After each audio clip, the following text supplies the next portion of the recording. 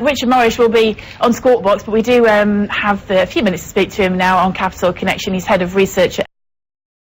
Why don't we start by talking about central banks? Obviously, we've seen lots of action coming from central banks in 2008, but now we're in a brand new year. Rate cuts, quantitative easing. What does this mean for how things are going to pan out in 2009? What are the knock-on effects? I think the real big problem we've got for what the Federal Reserve has done and what the UK has done is with the quantitative easing as well.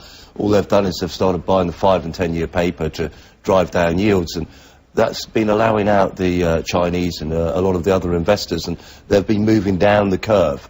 And they're not actually really addressing what the problem is. I mean, the big problem they've got is that we're going to see the largest single debt issuance by the US, by the UK, ever.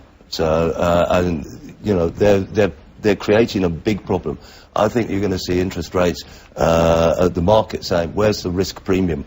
On the 5-10 year, there is no risk premium, and I think that this is going to be something that will come back and really haunt the central banks very badly, and they're going to find themselves caught very much a 1933 situation where interest rates suddenly moved from 2.5% and suddenly went to 6% within a month, and this is probably 6 months down the road, but we've got some real problems coming up, I think. So you expect for 6 months from now that central banks are going to find themselves in that position where they have to raise rates? Oh, yeah, I think they're in real difficulty. I mean, real difficulty. They're basically bailing out everybody. I mean, and TARP is now for everybody. It's, you know, the man next door can go knock on the door. I mean, you can't keep doing this. The reality is that China and the BRIC countries, they've got their own self-sustaining economies. They're going to drive their own economy and their own consumer. The US and the UK are going to be in some real problems here.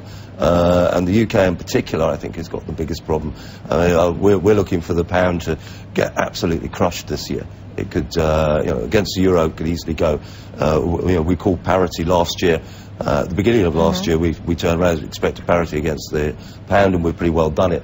This year, you know, by the end of the year, next year we could see 150, 160 against the euro on the pound. It's really in difficulty, and we see a lot of problems coming up, particularly for the UK markets. Richard, it's more here in Asia, looking at the implications and what you've just said, where we would see a huge turnaround in the inflationary picture for economies to deal with. You talk about the negative impact that's going to have on the pound. Would you have the similar outlook for the U.S. dollar? Because it's caught in the crosshairs between that kind of fundamental issue dragging down the dollar, but at the same time, a flight to quality that we've seen in repatriation that has supported the strength in the U.S. dollar. I think we look at the US dollar more.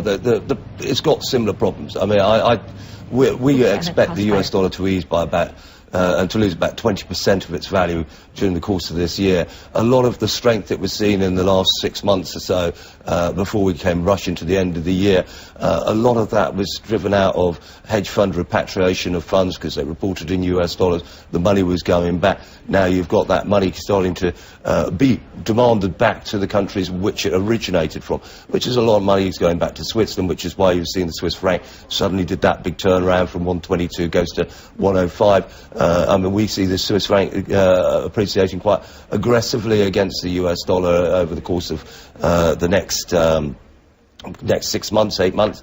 You could see the Swiss franc easily get through down to 60 cents against the US dollar. And the US dollar has got some serious problems as well.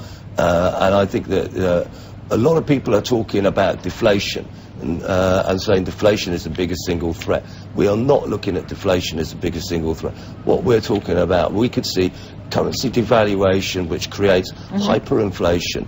And everybody has been looking at this, the depreciation in the terms of asset prices, and particularly in property. But nobody in the central banks even paid a blind bit of notice when property asset prices were going up 300% over 3 years. All right, Richard, we have to end it there, but thank you so much for joining us today. We appreciate it. Richard Morris, head of research.